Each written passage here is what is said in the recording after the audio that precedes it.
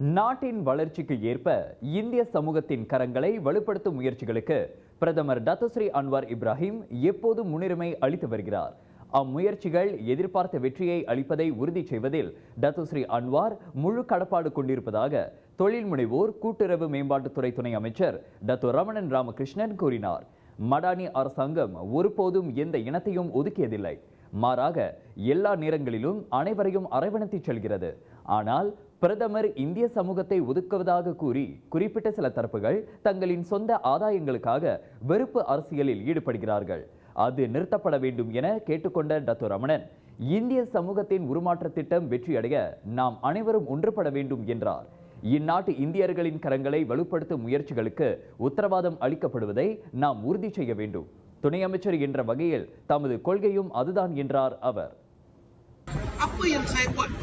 Saya ambil 2 bulan ini saja. 2 bulan. Tekun 30 juta naik 60 juta. Amanah Ikhtiar 20 juta naik 70 juta. Ini siapa buat? Saya umumkan, mandat siapa bagi saya? Perdana Menteri yang bagi.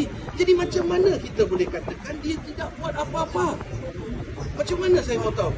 Jadi ada segelintir pemimpin politik yang tidak berjawatan. Dia orang sekarang yang mula ungkit masalah-masalah ni.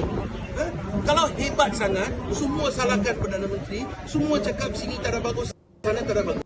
Saya nak tahu, kenapa sebelum ni pilihan raya tak tanding? Kau ni hebat sangat, patut kau tanding secara bebas.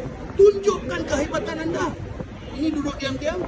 Masa yang sampai bila ada pilihan raya kecil ke pilihan negeri, dia datang keluar macam dia ini berjuang kepada komuniti.